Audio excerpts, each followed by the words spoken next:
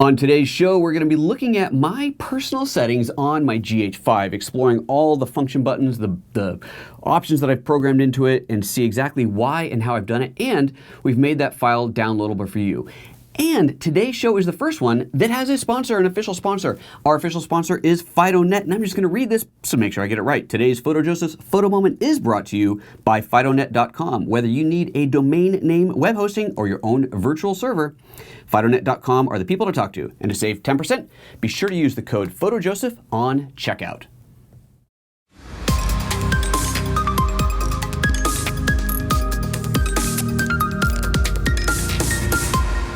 Welcome everybody to PhotoJoseph's Photo Moment, the first live daily photo show on YouTube every weekday morning, 9:30 a.m. Pacific time.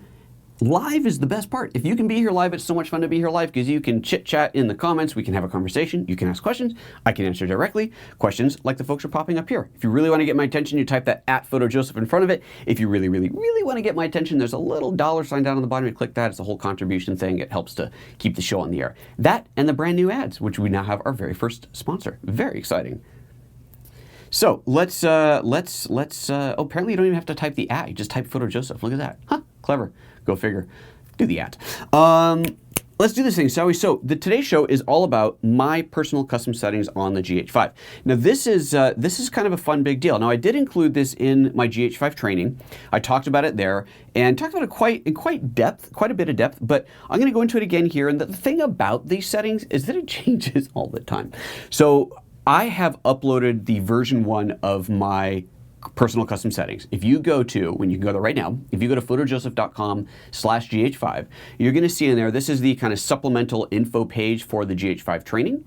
And on there, for the chapters where I said, hey, or the videos in the course where I said, hey, go to this URL to check out this extra thing, or to watch this other video, or to look at this other resource, all of that is listed on that page, including a download link to this profile. Now, this is version 1 that is up there right now. By the end of this show, I might decide to change something and I'll have to upload a version 2. It's one of those things that just is kind of constantly updating. But I thought that I would take you through my settings, explain why I've done all the things that I've done, and hopefully show you everything. I might miss something, but I'll try and get through all of it. One of the key fundamentals to understand about the way that I've set up my GH5, and this is really what makes the camera unique, right? It's your GH5. You set this up the way that makes sense for you. Now, for me personally, I shoot a lot of both photo and video. All right, I'm jumping back and forth between both all the time. And so I had to find a balance of settings. You can find configuration settings and configuration guides for just shooting video and probably just shooting photo. I haven't actually looked, but I know I've seen ones just for shooting video. But I haven't seen one that's really balanced for doing both, which again is what I do. So I wanted to share the way I've set mine up. So we're going to talk about all kinds of things. We're going to be, look, I got my remote camera back. We're going to talk about the custom buttons like on the top here, the ones on the back, the custom function buttons in here, the rotating dial. We're also going to talk about the My menu in here. It's a lot of different stuff to go through.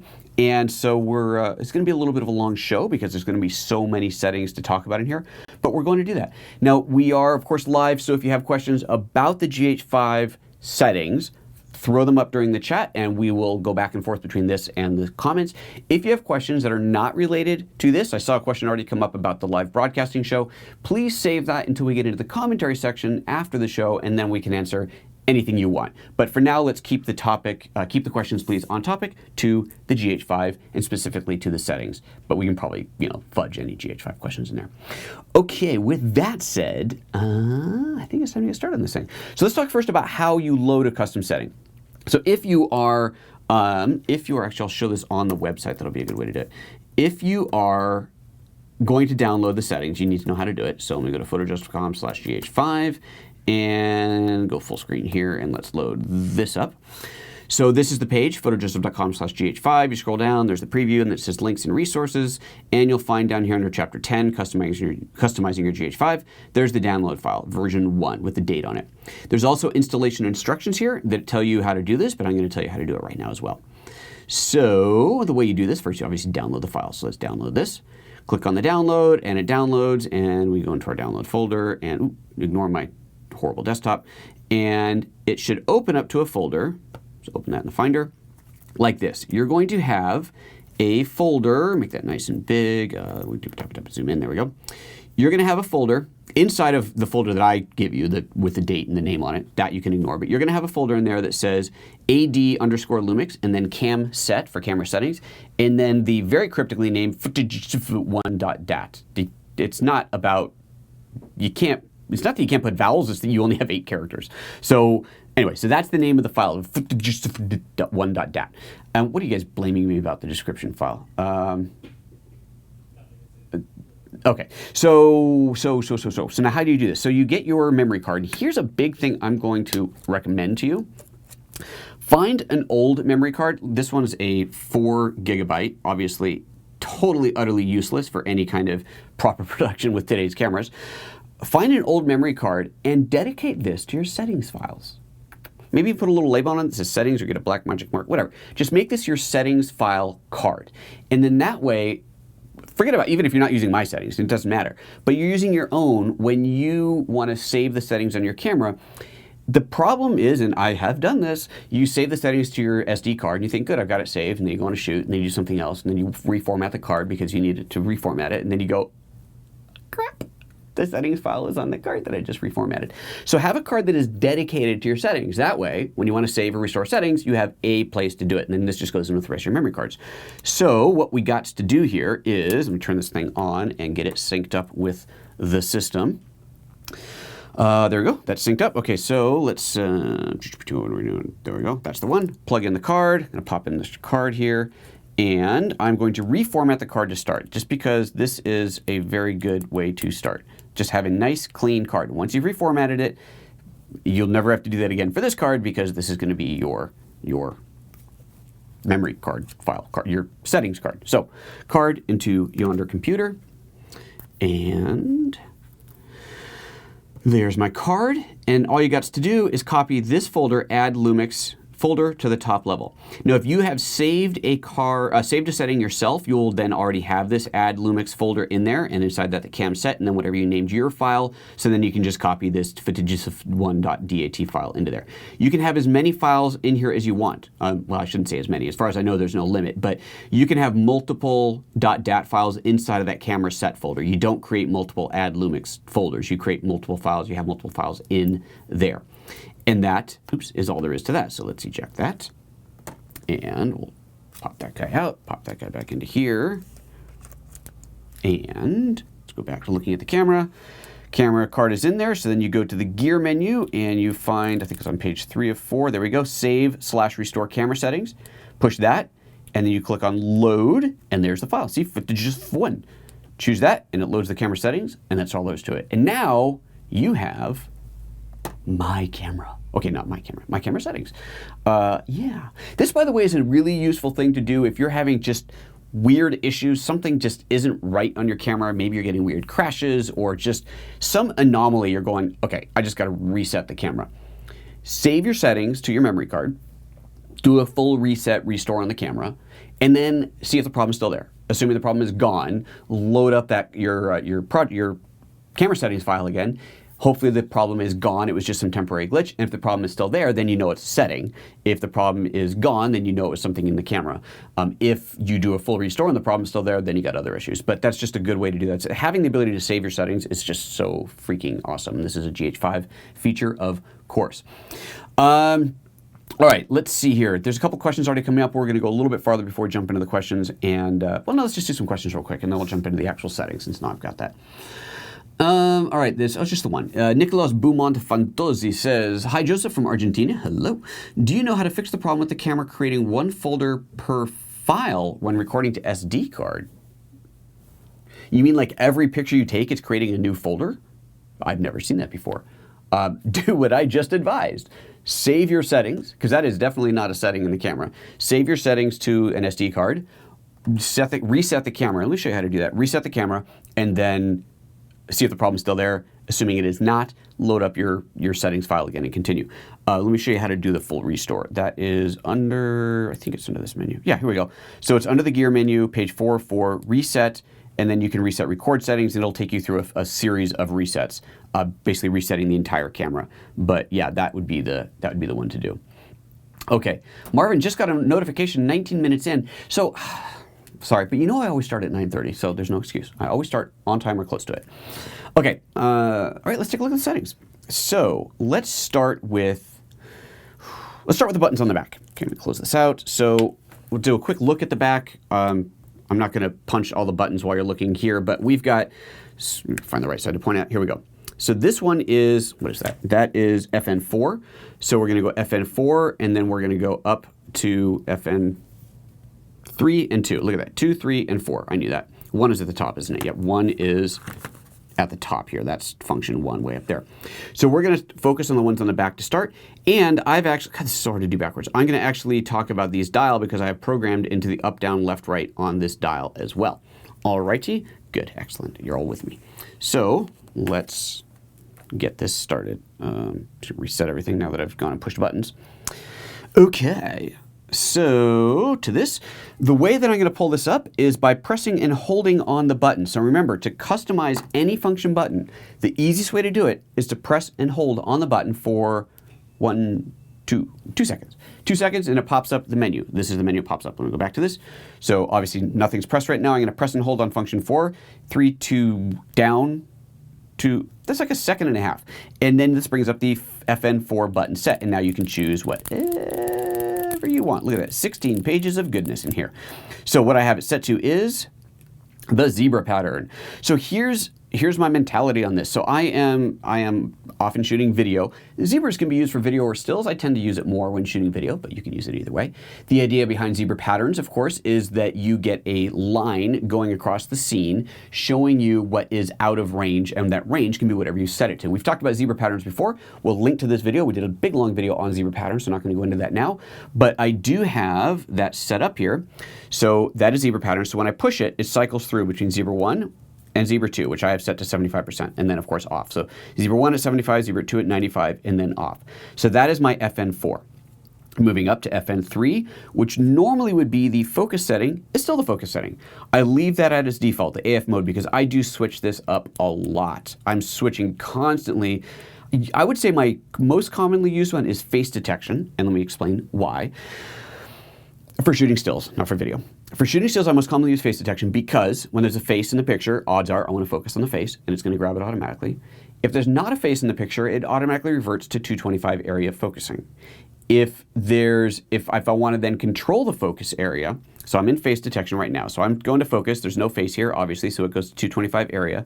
If I then touch the LCD panel, I can tell it wherever I want it to focus. I want to focus right there, push that and it'll focus on that. And then when I hit the, not that one. When I hit the, sorry, turn that off, hit the menu button, it resets the focus point, right? So there it's on automatic. As I move around, it's kind of automatic. It's going to focus what it thinks it should focus on. You can see that the focus point is actually moving. Go down here. I go, no, where I want to focus on is there. Do that. Push the menu button. It exits out of that, and I'm back to 225. Point it at a person. See if that actually works. Point it at a person.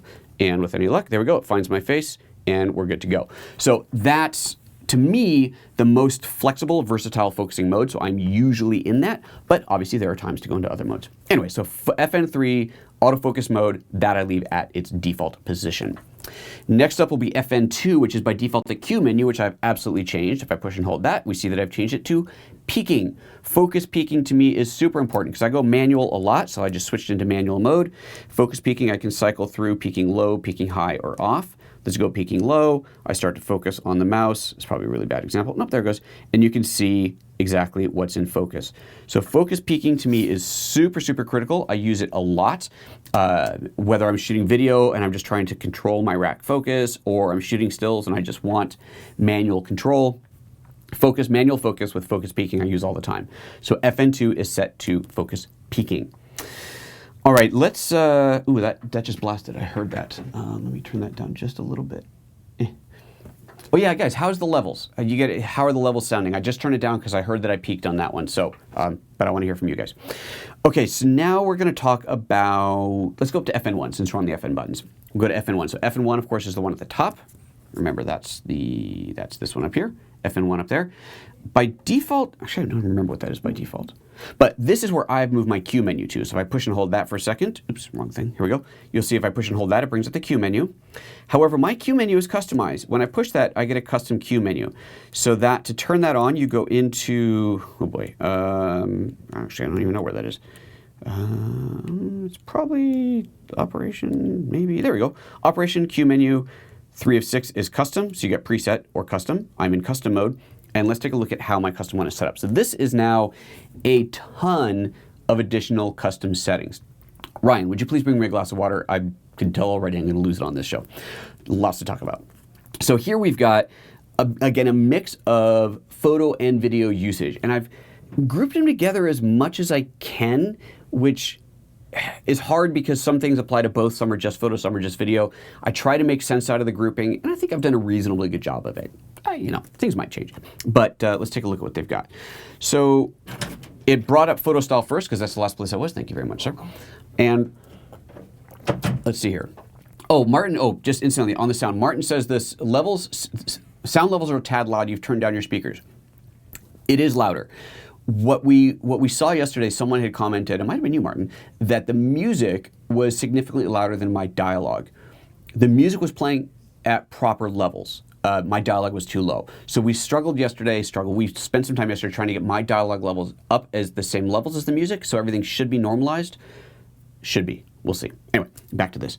So, all right, so when I first bring up, I'm going to turn it off. I'm going to hit FN1. It brings up photo style. That's just because that's where I was last, but that brings up the first Q menu. So I've got my photo style, and then I've got my video mode, and this is going to be up regardless of what mode I'm in. I'm currently in, shutter priority, so I'm in a still shooting mode. Then you can see there's 3 modes on here that I can't get to, VFR, something else, and something else. So I can't get to those, so we'll come back to those because that's video. Actually, no, let's just do it like this. I'm going to go ahead and switch the camera into video mode. And come back. There we go. Into video mode and bring up the FN1 setting. And now VFR is, again, still not there because, unfortunately, this is one of those real kind of annoyances, and I've talked to Panasonic about this. You cannot activate VFR until you go into the menus and turn it on. Once it's on, then you can control it from a quick menu, but you can't activate it from a quick menu. I've talked about this. This VFR setting in here, you're actually going to find this duplicated somewhere else. This is a holdover. I'm probably going to take this out and free this up for something else because I'm trying it in a new location. Keep that in mind. We'll get to it later. But for now, we'll just pretend VFR is there, or it is there.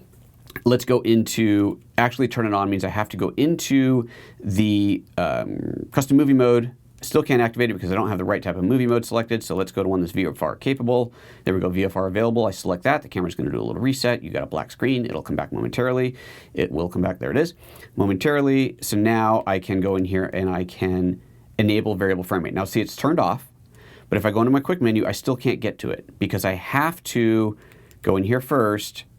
Go in here first and turn it on. Once it's on, now I can access that from here. So oops, no, wrong one. Not, in my mind, the most useful way to do this. Not my favorite way to get to it, but that's the way it is. So I'll show you I'll just give you a kind of a sneak peek. Now, where I've put it instead is on the back of the camera here.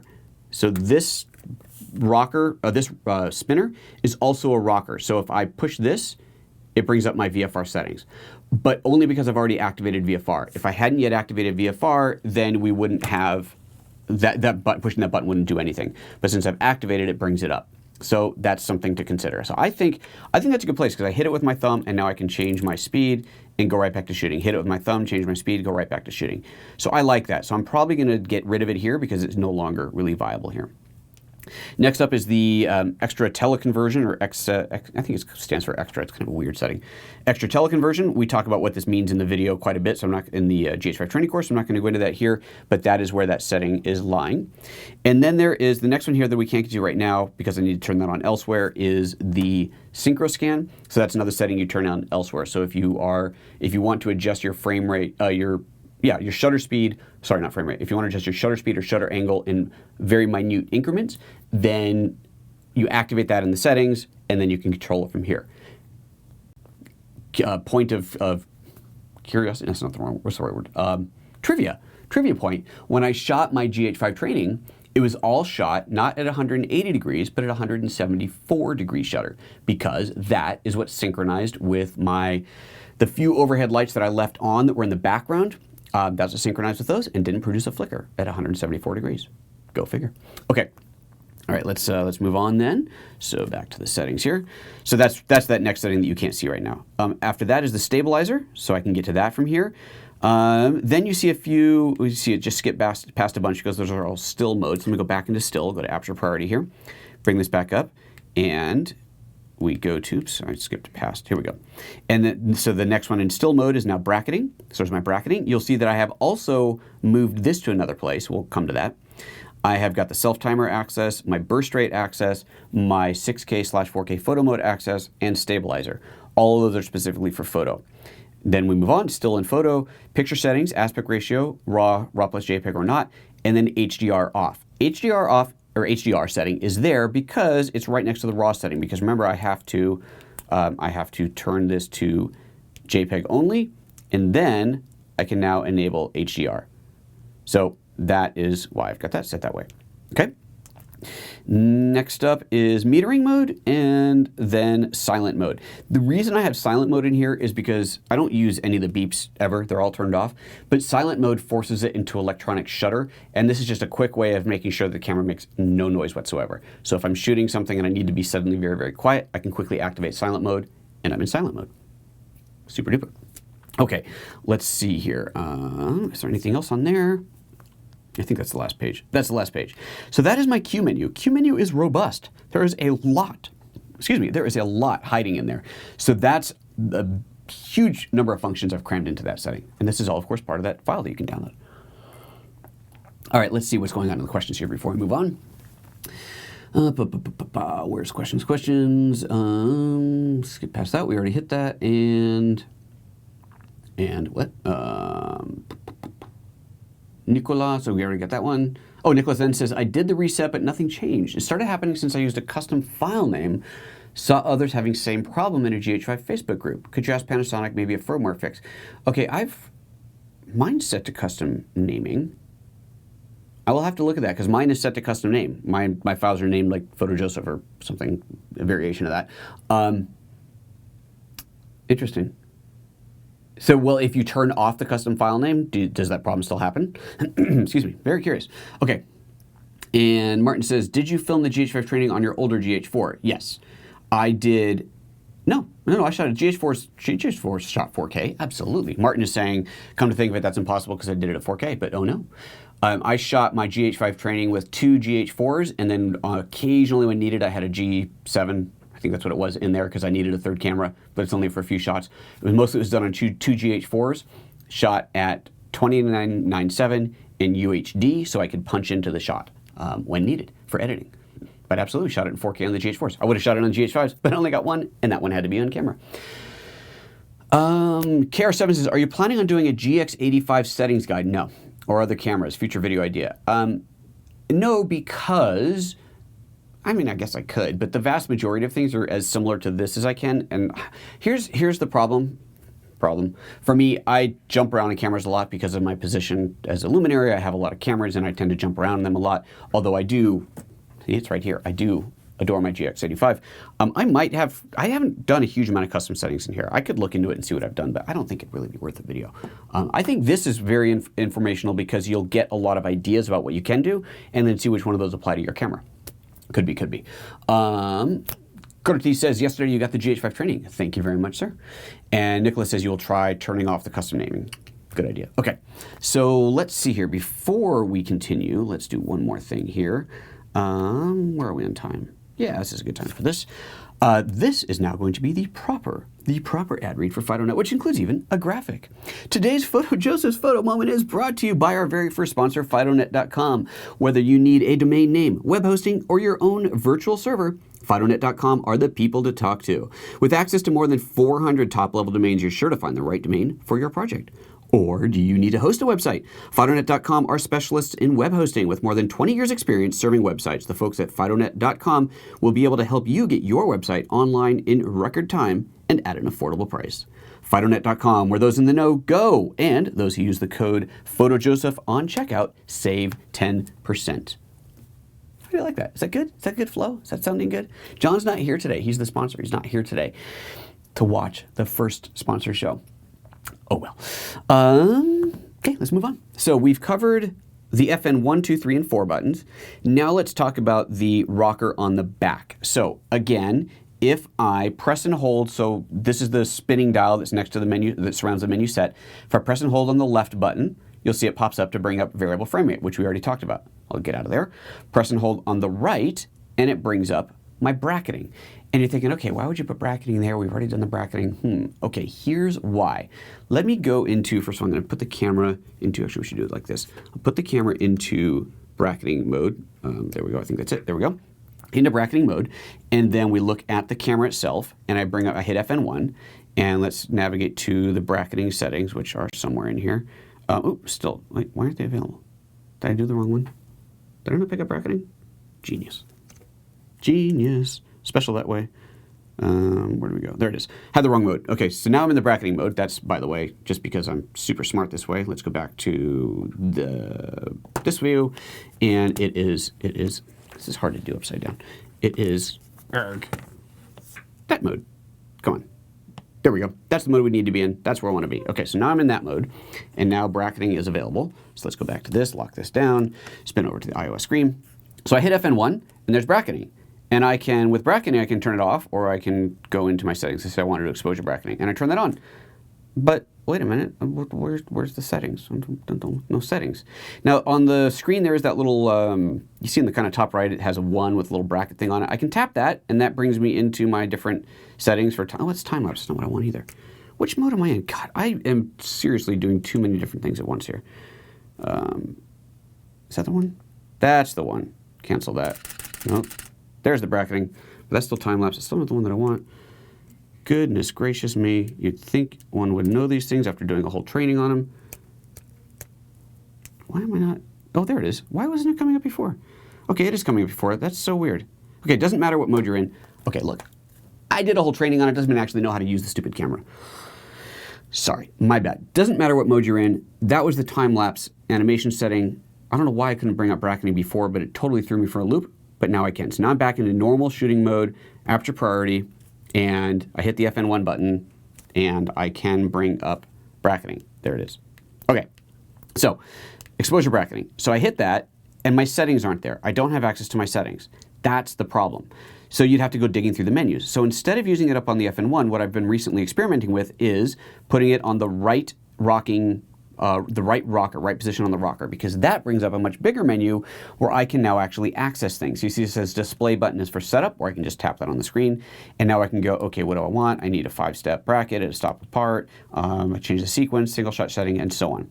So I can access all of that from there. If I want to turn it off, I just hit the right rocker again, and I go off, and it's off. So that's it. Hit that right rocker, and I can bring it back on and access all the settings. So that's why I've moved it there instead of being in the FN1 quick menu where it was, which is turning out to be a much more useful place. Excellent. If we actually edited the show, I'd totally edit out that part where I screwed up, but we don't. So you get to see how clever I can actually be sometimes. So that's that one. Next one is the up position. So I'll push up arrow, and that brings up custom 1. Now this custom 1 is my custom color profile. So if we back out of this for a minute, let's go into the camera settings here, go to photo styles. You have in here standard, vivid, and then you have 3 custom ones, custom 1, custom 2, custom 3. I've kind of customized custom 1 to be this setting. You can see it's a very, well, slightly undersaturated, lower contrast look. It's just kind of, it's a look, you know, it is. So I like it. So this custom 1 is my custom setting. That's my preferred shooting setting, if you will. And I can access that by pushing, let me change this. Let me go into, reset this thing. I'm gonna go into a different profile. Let's go into vivid, so it's nice and obviously different. Okay, notice in the top left corner it says vivid. See that next to the A? If I push the up on the rocker, push up on the rocker, it switches over to custom 1. I push up again, it goes back to vivid. So this is a toggle from wherever I was to my custom 1 and back to where I was before. I like this because I know that I want to be able to very quickly get to my personal look, if you will. One push and it brings me to that look. So that's what that's all about. You can set that to whatever you wanted. All right, and then the down one, this I think you're gonna find interesting. The down one, push and hold on that, is the one-shot spot metering. This is a function that I hadn't really used in the past, but I've grown to love this. if you're ever in a really complex lighting situation, and usually the way I shoot is the matrix metering, or whatever it's called, zone, average, the most advanced metering mode. That's where I usually am. And then if I want to overexpose my scene, I just rocker the exposure compensation dial under over, right? That's my normal workflow. But sometimes you get a scene that you just, it's whatever, for whatever reason, it's just not quite getting it. You want to be a little more precise, whatever. So spot metering, right? Spot metering is great, but then I have to dig into the settings, enable spot metering, and then I have to remember to turn it off because I don't usually want it on. So this one-shot spot metering will, for one shot, enable spot metering. So let's go back into this. So you see one-shot spot metering. So when I push it, let me kind of get out and make sure that everything is set up back to like normal. Okay, right, so I hit the down button, and you see how, actually, let me do this again so it's a little bit more easier to see. Okay, so let's go into autofocus. Let's do that, that'll be better. Okay, so I'm in autofocus mode now. I push the down, and see right there in the middle, see that it turned into a little tiny crosshair? Let me turn that off and let me position it somewhere else. There we go, turn a tiny little crosshair. That is the spot. Now I can reposition that wherever I want, and that becomes the spot. See, it's still got that little blue crosshair? So my focus point becomes my spot metering point, and well, okay, it's not gonna focus on that. And I can tell it to meter off of whatever I want it to meter on, take the picture. Oh, well, that was bracketing, genius, I saw that turned on. And that is now reset and the spot metering is disabled. Notice the little crosshair is now gone. So that's how I've set that up. So if you're in a complex shooting lighting situation that just isn't quite working, push the down button, I get that one-shot spot, reposition the spot, boom, go, and away we go. And of course, if you don't want to focus and meter on the same place, at this point, the easiest way to quickly switch that up is to go into manual focus and then move the focus point. Well, actually do it the other way around, move the focus point to change the metering point, manual focus, and shoot. That's how I would do that. Okay, what else? Oh, FN5, I didn't actually change. That's the one back here that changes your LVF live viewfinder and the EVF, electronic viewfinder, and LVF, the live viewfinder, whatever it's called. It changes those, and I just left that at default because I want that there. Whew. Okay, what else? Let's do some questions because I want to talk about the custom modes on the camera itself and the My Menu. Goodness gracious, there's a lot to go with there. I told you it's going to be a long show. Hey, John's here. John, did you happen to walk in before I read the big ad read? I hope you saw it. And Martin's giving you grief. Martin is right, the industry rival. So Martin, now you're going to have to sponsor the show. That's the only way it's going to have to work. There is no exclusives on sponsorship. Let's see here, scrolling back through, let me find some other questions coming up, and here we go. Melvin says, any chance to do a show how to set settings for video with no color grading for amateurs? Well, that's pretty straightforward. Honestly, if you don't want to do any color grading, then you can just choose a profile that looks the way you want it to look, or you can customize the profile to make it look the way you want it to look. But yesterday, someone asked about I was talking about the GH5 training yesterday. That was yesterday's video. We'll link to that here. So we're talking about yesterday's, talking about the GH5 training. Someone had asked if I did a lot of color grading because it looked really, really nice. And the answer was no. I did all my color settings in camera before I started shooting, which means I did a lot of test shots. Okay, maybe a little higher saturation, a little lower contrast, higher contrast, lift the shadows, and so on. So I totally customized the look before I shot it so that I didn't have to grade. We didn't want to have to grade. We wanted it to be easy. So that's how you do it. So as far as how you do that, well, we can take a quick look at that. So basically, the way you do that is you go into your settings. So you go to video settings here, and you go to photo style, and you can start with one that you like, right? You go, okay, I think scenery is kind of like what I want, and then you roll down and you go, but I want it to be a higher contrast, and I want it to be a little less sharp, and I want to turn the noise reduction down, but I want the saturation way up, and I want to do a slight hue shift. You can do that. And then you can also, let me exit out of here without saving that because I kind of liked my scenery setting as it was. Good, I didn't save that.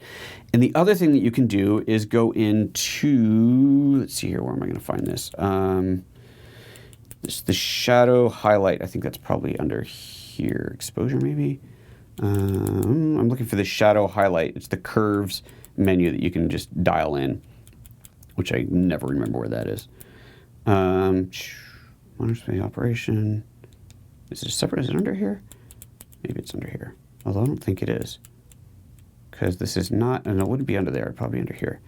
Color space, highlight shadow, there we go. Look for highlight shadow, and you can go through these presets in here, or you can say I want my shadows, or my highlights rather, to be a lot brighter. You can see how it's changing on the mouse on there, bringing the highlights up or reducing them, and then shadows, you see crunching the shadows and so on.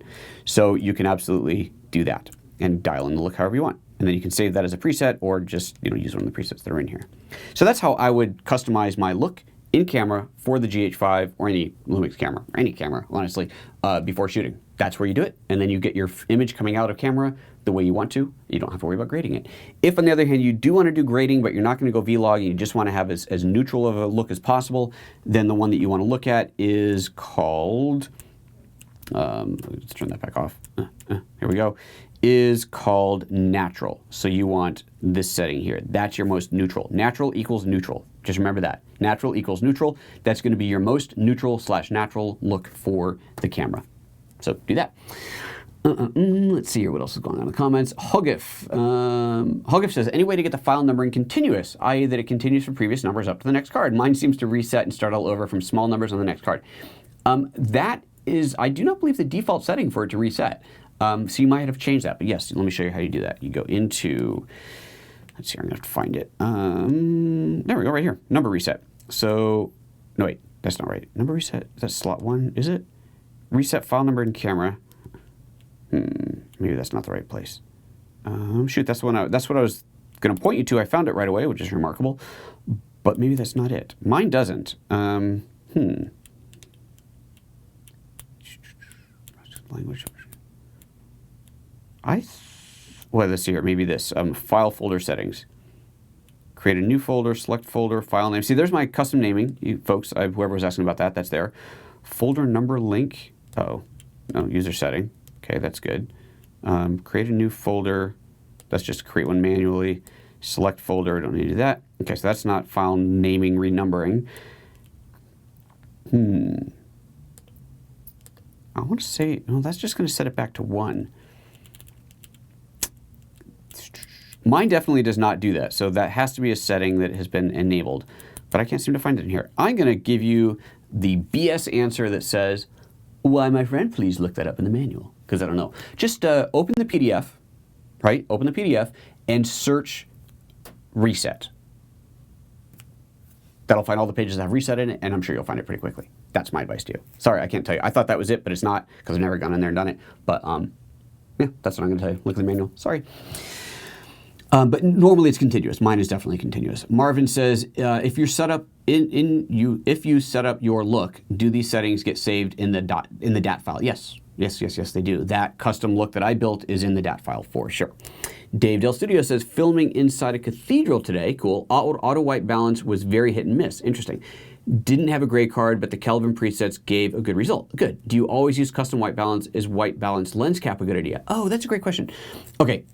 No, I don't always use custom white balance unless I'm in a situation like this. This room, both cameras are set, well, not this one, but that one and that one, are set to a custom white balance. Actually, I take that back.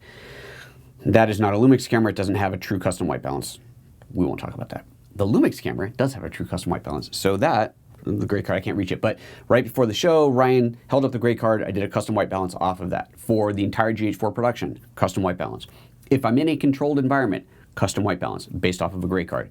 If, however, I am in a changing environment, auto white balance every time. And if you don't have the custom white balance card to shoot with, then yeah, just doing it manually, adjusting the Kelvin until it looks right is about the best you can do. You could probably find something white. I prefer doing gray balance off of gray. I've seen people call me an idiot and say that you have to do it off of white. I disagree, but hey, you can find, tastes great, less filling, right? If you don't have gray, you can always find something white, right? You can, a piece of paper, you can always find something white. So you can do your balance off of that. As far as the lens cap goes, I've seen these things before that are like white balance lens caps. I have one somewhere. I never figured out how to properly use it and chucked it in a drawer, and it's been collecting dust for probably a decade. I know some people really like them. I should dig it out sometime and figure out how the thing actually works. But it just never did anything. It never worked for me. Like I tried it, didn't work. I went, oh, this is stupid. Auto white balance works just fine. That was like a decade ago. I'll take a look at that again sometime.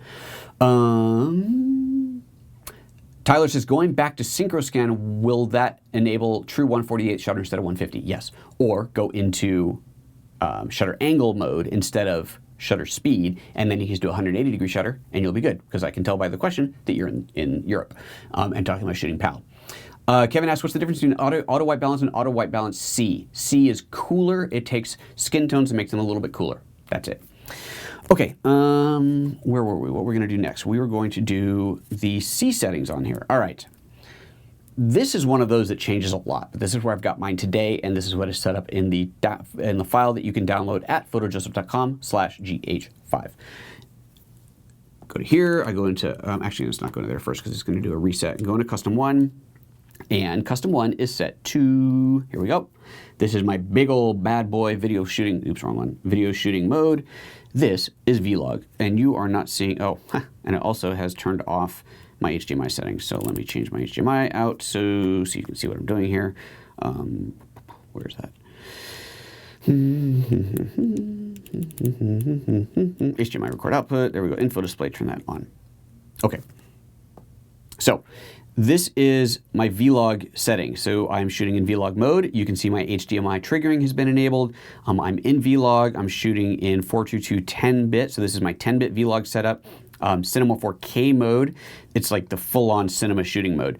And yeah, and then actually, that's right, I forgot to show you these soft buttons. So on the screen on the right, you see the FN. If I tap that, it opens up the soft function buttons, and we can see the soft function buttons here and what I've set to. So let's go through that. At the top, FN7 is LUT. That toggles the built-in LUT. Now you are not seeing that look change out because that is not set to go on the HDMI out. But if you look at the very top of the screen, you can see that little toggle there, toggling that LUT on and off. Also, this is where I would enable timecode if I want to have the timecode displayed on the screen. So let me get rid of the waveform, turn that off, which I know you can't see. But if I want my timecode enabled showing on the screen, I can toggle that right there as well.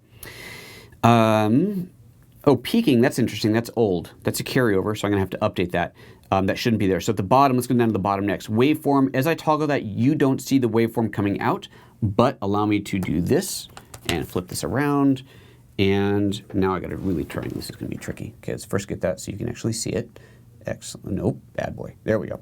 And there we go.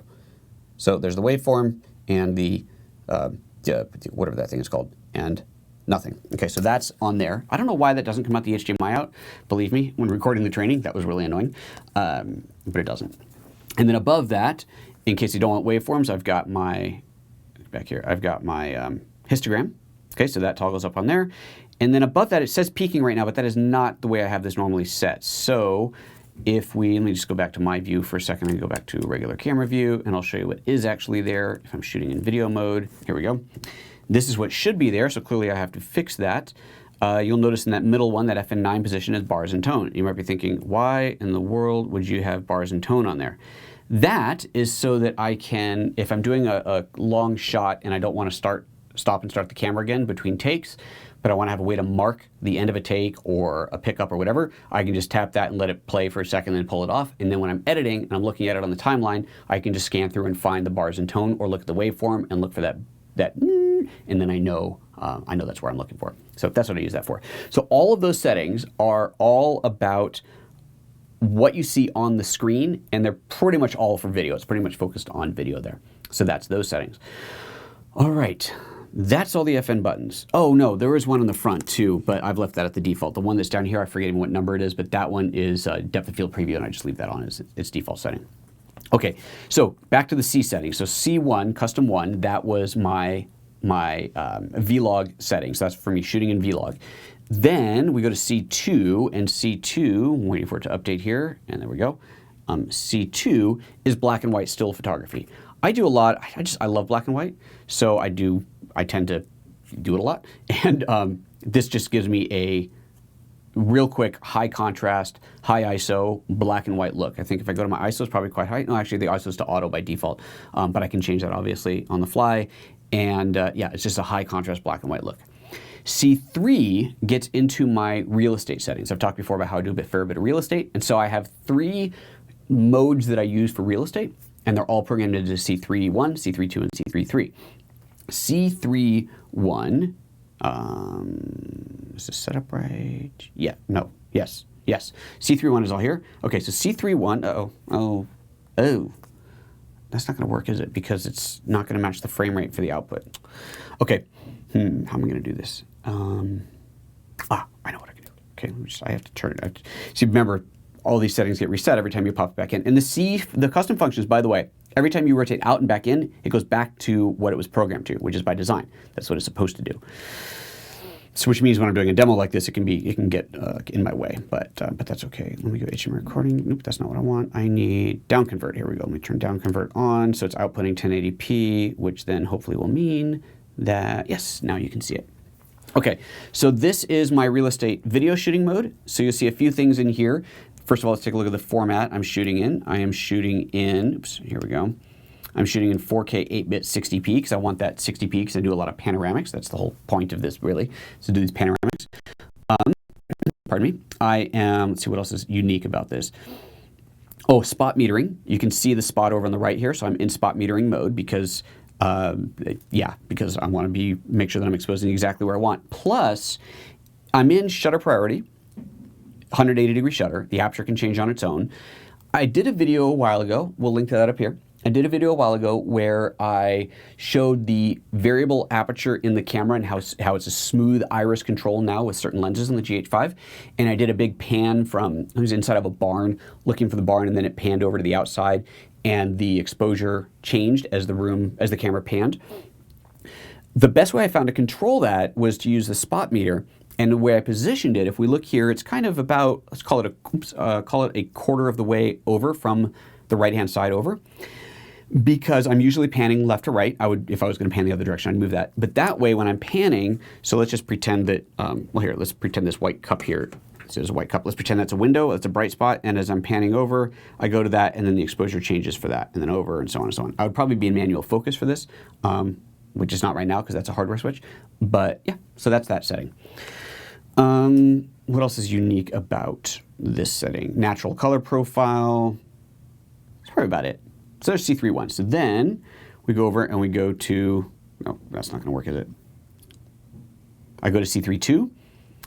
C3.2 is my raw bracketing. So I'm not going to show the screen. Well, yeah, it does show. Is raw bracketing. So when you're shooting real estate, you want HDRs. I shoot bracketed RAWs as a backup. So this is all set for that. So it's all set, ready to go. There's my nice little raw bracket. And then I go into C3.3, and now it's in the auto bracketing, auto HDR mode. So now I push let me point this elsewhere. Now I push the button.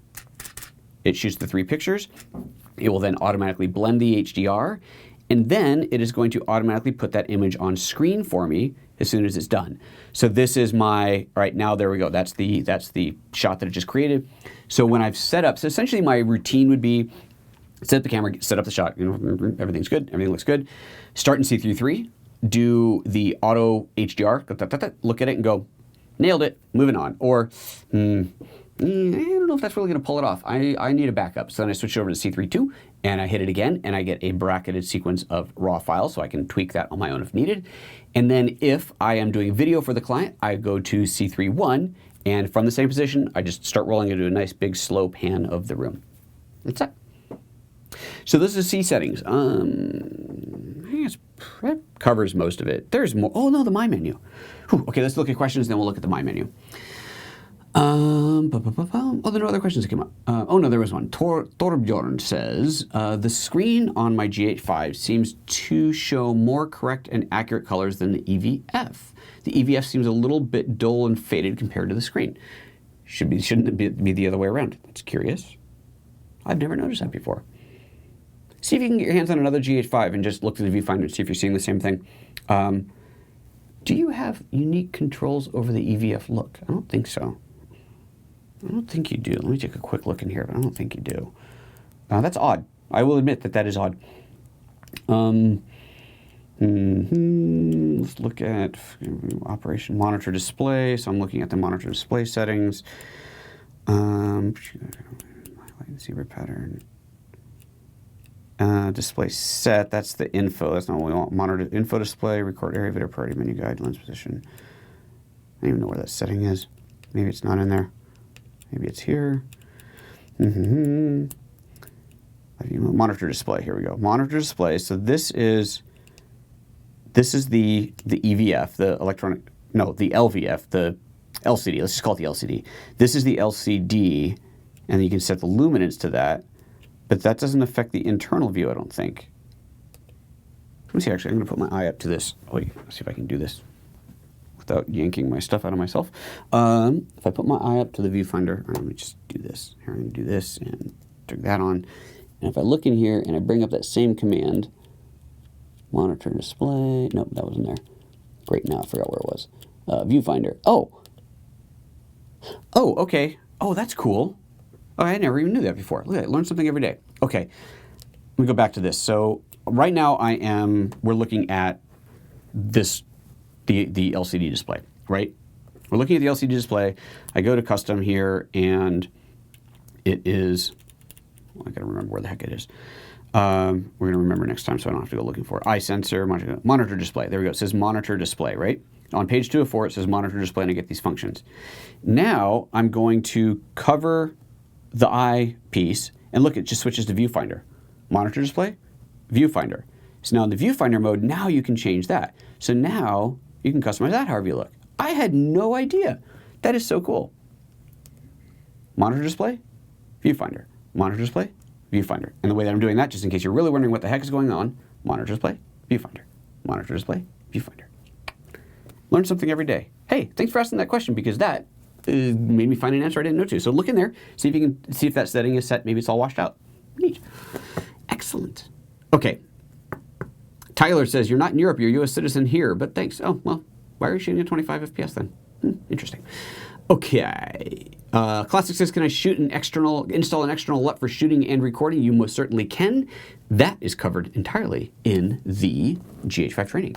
What's that you say? You don't know about the GH5 training? Why head on over to gh5training.com and you too can download the entire GH5 training course. Please do. Okay. Anyway, so I covered that in there in its entirety. Okay. My menu. Last thing. Told you it's going to be a long show. Is this the right one? Yes. Okay, so let's just take a look at my menu settings. So the my menu is this is the one that shows up here, the little purple dude. If we hit the display, it says my menu. And on the top of that, I've got my custom settings, autofocus custom settings for photo and video, which I tend to not really go into anymore for reasons that we have discussed. Record quality, which I don't really need to go to anymore either because I've got that built into my my quick menu. HDMI record output, I use this all the time, but really only because I'm doing training all the time. So that allows me to toggle the info display on and off, down conversion, and so on. Vlog L view assist. So if I'm shooting in Vlog, this allows me to pull up my settings for that. Bracketing, I really don't need there anymore, do I? I don't, because I've moved that to elsewhere. HDR settings, I do want in there. Constant preview, I do want in here. So constant preview, this is an important one. Let's talk about this. Constant preview is the one that shows you in the viewfinder, if it's on, it shows you what your scene looks like based off of the exposure settings. If it's off, then it just shows you what your scene looks like regardless of your exposure settings, which means if you set your camera to, if you're in a dark room and you set your camera to 500th of a second and you have constant preview on, you're going to see black. If, on the other hand, you have constant preview off, even though the exposure will not give you a good picture, you will see the room all lit up because the camera goes, ooh, I need to show my customer the way the scene looks. The reason I have this on here, quick access to it, is because when I'm shooting in the studio with strobes, and we're talking studio strobes, not on-camera flash, the camera doesn't know that it's going to trigger a strobe, and it has no way of knowing how much light's going to come out of that flash. So I would set the camera to, say, 1/25 at f/5.6 at ISO 200 for shooting in the studio. And if I had constant preview on, I would see nothing. I'd see a black frame because obviously at that exposure, indoors, it ain't gonna work. So by turning it off, I can now see my scene. So that's what that is for. And I leave that there because I shoot in the studio a lot and I want to be able to get to it fairly quickly. Okay? Okay. And then histogram on or I don't need that on either. That's funny. I haven't really dug into here much. We're going to recustomize this because I don't need that there either. Continuous AF on or off. I definitely want to access that quickly. Bluetooth Wi-Fi settings, definitely stabilizer. Yep, I do because I can switch between electronic and normal. Record area. This is only because I do the training. This allows me to switch between having a widescreen display and a still display when I'm even in still mode and I'm doing demos, and then silent mode, which I don't need there anymore either because I've moved that. So here's what we're going to do. We're going to go into My Menu Settings, and we're going to delete a few of these. We're going to delete record quality. Don't need that there anymore. We're going to delete bracketing. I don't need that there anymore. And we're going to delete histogram. Don't need that there anymore. Bluetooth, Wi-Fi stabilized, record area, silent mode, those I do. And variable frame rate, oh, don't need that there anymore either. Super. So now I've just cleaned that up. So that's how you clean that up. If you want to have your camera automatically bring up these settings when you bring up your My Display settings when you first hit the menu button, that's right here, display from my menu. I recommend that being on. And now I have a cleaner menu in here. Excellent. So now this means that I need to go in here, and oops, not there. I need to go in here, and I need to save, restore camera settings. I'm going to save that to a new file, and we're going to change the file name. Oh boy, I've got to do this again. And we're going to call this PhotoJoseph's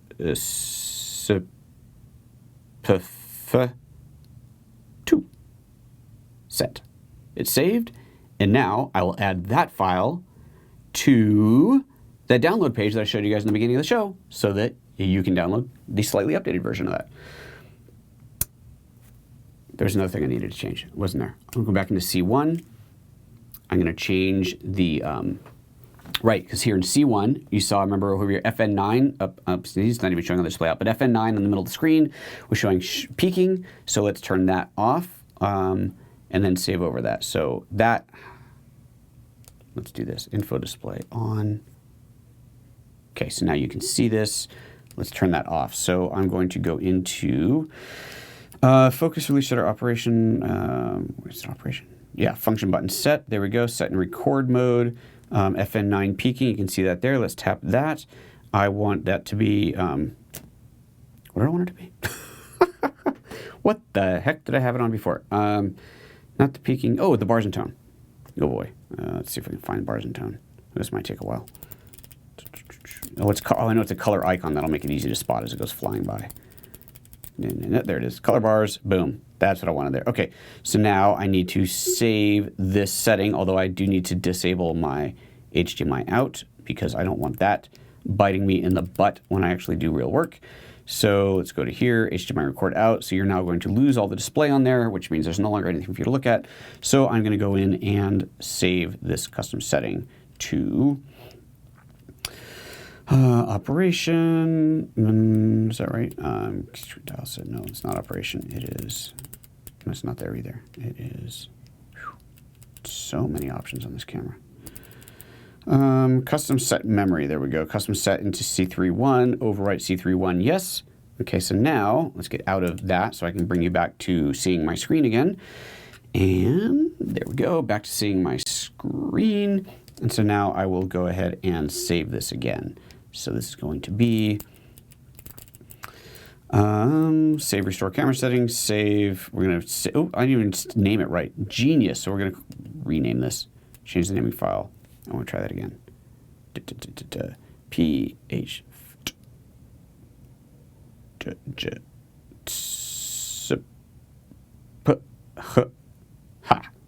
Done. Set. There it is. Okay, good. So now we got that set up. So now I will upload that as soon as the show's over. So if you're watching this and you go to that photojoseph.com/GH5, you will see file number 2, which is definitely the one you want, since I had a screw up there in number 1. Whew. Man, that's a lot of stuff. I mean, seriously. That's an hour-long show so far. My God. All right, listen, we're not going to do a separate Q&A. Whatever question, should we? I don't know. Do you guys have other questions you want to ask other than GH5 stuff? I saw that one earlier. Let me know real quickly if you have other questions you want to ask. Otherwise, we're just going to wrap it up here and not do a Q&A. In the meantime, while you're thinking about that, I will answer Thorbjorn's question. What is the refresh rate of the EVF on the GH5? Is 60p. I think that's right. Or is it 120? Oh, crap.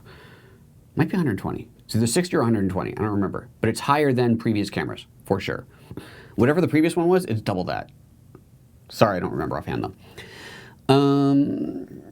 Okay, someone had a question earlier about my streaming setup. I think I saw, going back to the very beginning of the comments here. They asked about what encoder I was using. I don't know where that was. Okay, well, just very briefly, I've done an entire, for whoever that was that asked the question that wanted to know about the encoder that I'm using, I've done an entire show, actually a series of shows on this whole broadcast studio setup. We'll link to that right here. It's a playlist of 3 or 4 videos. I went through every last detail of this studio, but in brief, the actual encoding solution is Wirecast. It's a software solution, but Wirecast isn't doing any of the switching. It is just doing the encoding. Oh, and then the very end, the four square that comes up with the music, that's something that Ryan triggers out there in Wirecast. But all the switching, everything else is not done through that. So, but Wirecast is the encoder. Speaking of encoders, Epiphan sent me the X2 to do a little test and review on, so I haven't even opened it yet. Maybe I'll do an unboxing on that tomorrow. I think that sounds like a good idea. And yeah, next Wednesday is going to be the show I was talking about with the photographer, who is doing the Aurora Borealis and the eclipse photography. So that'll be next Wednesday's show. I had to look that up in my calendar, found that finally. And that's it. Matthew says, did I purchase or build the tabletop stand for the camera? This thing here, I built this. It is, actually, why, thank you. I love it when people ask questions that allow me to say, well, thank you very much for asking. If you head over to the DIY photographer at PhotoJoseph.com/DIY, this is an entire series on lynda.com. If you are not currently a member of lynda.com, you can get a free 10-day trial at PhotoJoseph.com/Lynda. And then go to PhotoJoseph.com/DIY. It'll take you to the page. And that is an entire DIY series. One of those videos is about building this platform. All it is a piece of plywood with a hole in it and a 5/8, 3/8, you know, the big tripod stud head through it, and a little ball head. That's it. But I made it. And then I finally painted it because I used it in my training. I figured I got to paint this thing. It looks really good now, doesn't it? I love this thing. I didn't build it for doing training. I built it so that I could put a light on the floor, right? If you got a studio light, it needs to be on a light stand. And light stands are here. I wanted one on the floor, so this is my floor setting for that. So there you go. So I'm going to run gun preview, looking at these other questions and seeing if, okay. All right, we're just going to answer these here. I'm not going to do a separate Q&A thing. So Ryan, you can queue up for the proper ending. We'll be ending this momentarily. Dave Dill Studios says, I saw Moray on a couple of clips playing back on the GH5 screen, but not in post on the same clips. Seems strange. Not at all, because the screen resolution on here is way lower than what you're looking at on screen, especially if you're looking at it 100%. Remember, if you're seeing Moray happens for a variety of reasons, but interpolation down, scaling down could cause that. So you are not looking at a full 4K display here, right? This is not a 4K display. So if you're shooting 4K and you're looking at it here, it is scaled down.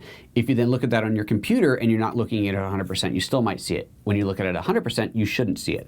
That doesn't necessarily mean that it's not going to be a problem though, because when you upload it to YouTube and someone's watching it there and they're watching it at a non-full, non-100% size, they might see it. So it is something to be aware of. This is one of the, I don't want to call it a drawback because I don't see it as a problem, but the GH5 does not have the anti-aliasing filter on the sensor, which means that it is a sharper sensor. You get a sharper image out of it, but the sacrifice of that is you can get Moray. If you're getting Moray in a shot that you need to include in your edit and it's a problem, what I recommend is the slightest little bit of a blur. Just add a tiny, tiny little Gaussian blur on it. Obviously the shot will be ever so slightly softer, but that should knock out that Moray. And if it's one shot of many, hopefully no one will notice it, and it'd be better to have something that's ever so slightly soft than to have the Moray. Or actually even better solution, presumably the whole scene's not going to be Morayed. Let's just say that, I don't know, you did an interview with someone and there's something here that's Moraying. Do a second layer of video track, blur that second layer, and then mask it. So you mask it out, and you put a little bit of a blur over whatever it is that's Moraying, and the rest of it stays 100% sharp. That would be the solution I would recommend to you. Okay, next up, Gearsight says, do you have any camera setup and lens suggestions for run and gun interviews like at a trade show? GH5, 12 to 60 mil Leica lens, or the 8 to 18 if you want to get really close up stuff and you have that wider field of view. Probably not the greatest interview lens, but if you're doing selfie stuff, it'll work. And then a good mic. And I use that Shure VP83. I love that mic. I think it's great, but there's a lot of really good mics out there. That's just the one that I use. So that would be my run and gun. Absolutely.